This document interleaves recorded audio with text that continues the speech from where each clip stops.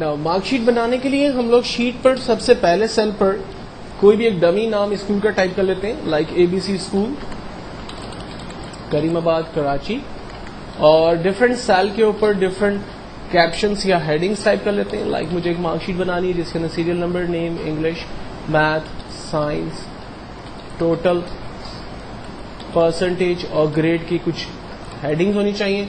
Serial number print करने का तरीका मैं आपको पहले ही बता चुका हूं। आप 1 लिखकर माउस को डॉट के ऊपर रखें, जब वो प्लस बन जाएगा तब क्लिक प्रेस करते हुए नीचे आएंगे। ये मार्कशीट्स के सीरियल नंबर जो है वो जनरेट हो गए।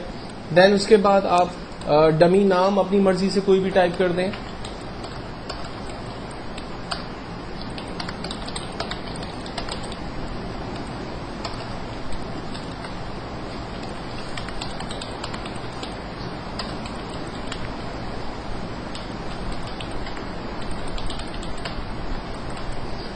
देन सीरियल नंबर में से random numbers, English, math, science, कोई भी अपनी मर्जी से आप टाइप कर दें।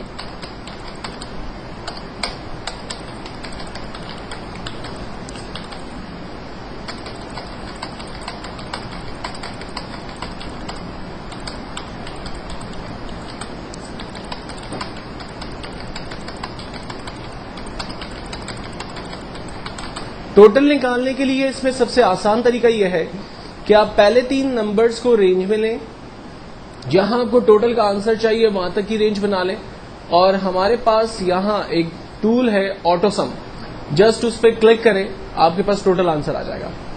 इस तरह से आप बारी बारी तमाम स्टूडेंट्स के कॉलम्स को रेंज में लेकर उनका टोटल निकाल सकते हैं। लेकिन अगर आप एक एक करके तमाम का टोटल निकालेंगे तो ये बहुत ज्यादा टाइम लगाएगा, क्योंकि अगर मेरे पास ये 10 रिकॉर्ड्स हैं तो इनका टोटल करना कोई बिग डील नहीं है। लेकिन अगर एक बहुत बड़ी मार्कशीट है तो उस पर टोटल निकालने के लिए मुझे इस तरह से अगर मैं करूंगा तो काफी टाइम मेरा उसमें यूज हो जाएगा। तो इसका बेहतर और आसान तरीका यह है कि तमाम नंबर्स को आप रेंज में ले लें और जहां इसका टोटल चाहिए वहां तक की रेंज बना लें, और जस्ट एक ऑटो सम के बटन पर क्लिक करें, तमाम स्टूडेंट्स का टोटल आपके पास एक ही क्लिक पर आ जाएगा। दूसरा तरीका यह है कि आप सिर्फ पहले स्टूडेंट का टोटल निकालें और उस पर डबल क्लिक कर दें, आपके पास तमाम स्टूडेंट्स का टोटल आ जाएगा, या फिर उसको जस्ट ड्रैग कर दें, तमाम स्टूडेंट्स का टोटल आपके पास आ गया। नेक्स्ट है हमारे पास फार्मूला परसेंटेज का। एक्सेल में हर फार्मूला स्टार्ट होता है इक्वल के साइन के साथ। तो सबसे पहले हम लोग इक्वल बटन प्रेस करते हैं, उसके बाद स्टूडेंट के टोटल नंबर पे क्लिक करते हैं। मेरे पास आ रहा है F5 इसलिए आ रहा है क्योंकि F कॉलम और 5 नंबर की रॉ पर मैं मौजूद हूं और इसने उस पर्टिकुलर सेल को रेंज में लिया हुआ है, तो इसलिए मुझे वो बताता है F5। हम कहते हैं ठीक है, डिवाइडेड बाय टोटल नंबर। अब अली ने इंग्लिश में 85 नंबर लिए 100 में से, मैथ्स में 74 नंबर लिए 100 में से, साइंस में 74 नंबर लिए 100 में से। तो एक्चुअल में मेरे पास 3 सब्जेक्ट हैं और हर सब्जेक्ट को 100 में से नंबर दिए, तो टोटल सब्जेक्ट नंबर हो गए 300। तो मैंने यहां पर दिया divided by 300 multiply by 100। Overall percentage हमेशा हम लोग 100 में से निकालते हैं, तो मैंने मल्टीप्लाई बाय 100 दिया, एंटर किया, फर्स्ट स्टूडेंट की परसेंटेज मेरे पास आ गई, और बिल्कुल पहले की तरह हम इसको ड्रैग करते हैं, तमाम स्टूडेंट्स की परसेंटेज मेरे पास आ गई। देन उसके बाद इंपॉर्टेंट फार्मूला है ग्रेड का। अब ग्रेड के फार्मूले को यूज करने से पहले 5 लॉजिकल चीजों को समझ लें। ग्रेड के फार्मूले में साइन यूज होती है, नंबर 1 ग्रेटर देन, इस साइन को कहते हैं ग्रेटर देन। इसके बराबर एक और साइन यूज होती है जिसको कहते हैं लेस देन। अगर मैं कहता हूं कि बच्चे की वैल्यू बड़ी है 80 से, तो कंप्यूटर जो है वो 80 से बड़ी वैल्यू को चेक करेगा, 80 को नहीं चेक करेगा, यानी 81, 82, 83 को चेक करेगा, क्योंकि हमने कहा कि अगर परसेंटेज बड़ी है 80 से तो उसमें 80 को नहीं चेक किया जा रहा, 81, 82, 83 को चेक किया जा रहा है। अगर हम कहते हैं कि वैल्यू छोटी है 80 से, तो इसका मतलब है कि वो 80 को नहीं चेक कर रहा, 80 से छोटी वैल्यू को चेक कर रहा है, 79, 78, 76 को। हम कहते हैं कि अगर वैल्यू बड़ी है, बराबर है 80 के, तो इसका मतलब है कि वो 80 को भी चेक करे और 80 से बड़ी वैल्यू को भी चेक करे, क्योंकि हमने ग्रेटर देन इक्वल्स टू कर दिया। अगर हम कहते हैं कि परसेंटेज छोटी है इक्वल्स टू 80, परसेंटेज 80 को भी चेक करेगा और 80 से छोटी वैल्यूज को भी चेक करेगा। जबकि 5वीं कंडीशन है परसेंटेज बराबर है 80 के, तो एग्जैक्टली 80 अगर परसेंटेज आ रही है तो उसी को वो चेक करेगा, अदरवाइज तमाम वैल्यू को वो इग्नोर करेगा। तो ये 5 डिफरेंट कंडीशंस होती हैं जो हम लोग आमतौर पे ग्रेड के इस फार्मूले में इस वक्त यूज करने जा रहे होते हैं। पहला फार्मूला ग्रेड का पहले स्टूडेंट के लिए हम इस्तेमाल करते हैं, इक्वल्स टू इफ का मतलब है अगर, ब्रैकेट ओपन, इस सेल की वैल्यू, पहले बच्चे की परसेंटेज पे क्लिक किया, सेल एड्रेस आ रहा है G5। हमने कहा अगर इस सेल की वैल्यू बड़ी है, बराबर है 80 के, तो कॉमा उस बच्चे को A+ ग्रेड दे दें। एक्सेल और प्रोग्रामिंग लैंग्वेज के अंदर हमेशा ख्याल रखना कि वो वैल्यू जो आपको स्क्रीन पर एज इट इज प्रिंट करवानी होगी, उस वैल्यू को आप इन्वर्टेड कॉमा के अंदर देते हैं। हमने कहा अगर G5 की वैल्यू बड़ी है, बराबर है 80 के, तो कॉमा उस बच्चे को A+ ग्रेड दे दें।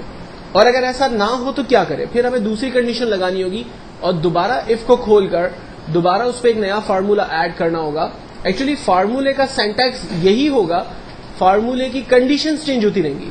मैं आपको करके बता देता हूं। दूसरा फार्मूला लगाने के लिए हमने कॉमा लगाया और लिखते हैं इफ। जब इफ के अंदर मजीद इफ खुलते हैं तो उसको कहते हैं नेस्टेड लूप। ब्रैकेट ओपन, अगर इस सेल की वैल्यू बड़ी है, बराबर है 70 के, तो उस बच्चे को A ग्रेड दे दें।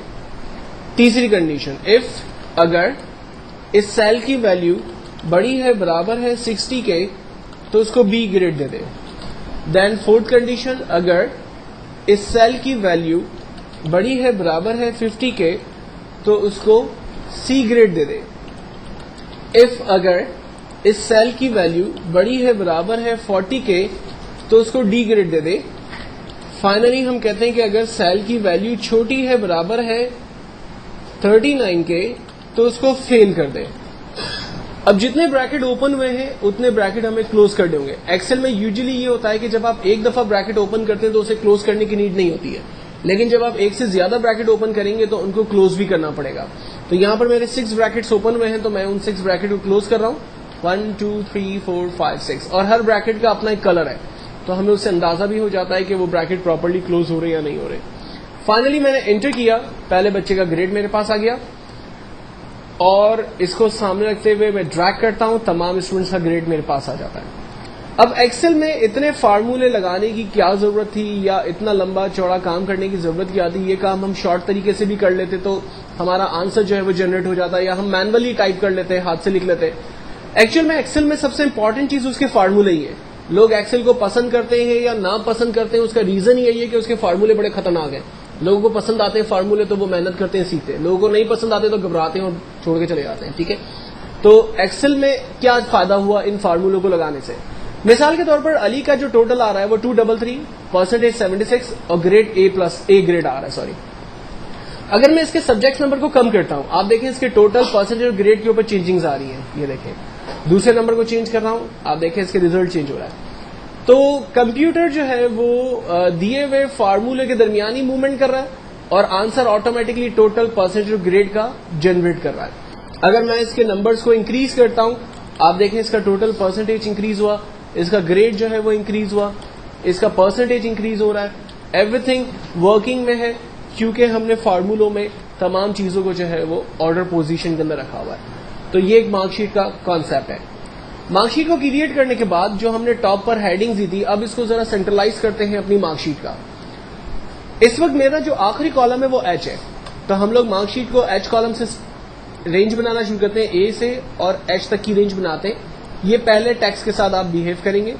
यहां पर एक टूल है हमारे पास, मर्ज एंड सेंटर। जस्ट इस टूल पर क्लिक करते हैं, हमारा टेक्स्ट सेंट्रलाइज हो गया मार्कशीट का। देन सेकंड हेडिंग को चूज किया, करीमाबाद कराची, और इसको भी हमने सेंट्रलाइज कर दिया। देन उसके बाद बोल्ड इटैलिक को सारे टूल्स में आपको बता चुका हूं, आप फॉर्मेटिंग के हवाले से उनको यूज कर सकते हैं। इसके बाद मैं टेक्स्ट की बॉर्डर बना लेता हूं, और ताकि मेरा टेक्स्ट जो है वो थोड़ा सा फॉर्मेटिंग के हवाले से खूबसूरत नजर आए। ये हमारी एक कंप्लीट मार्कशीट है जिस पर हमने टोटल परसेंटेज और ग्रेड के फार्मूलों को यूज किया है।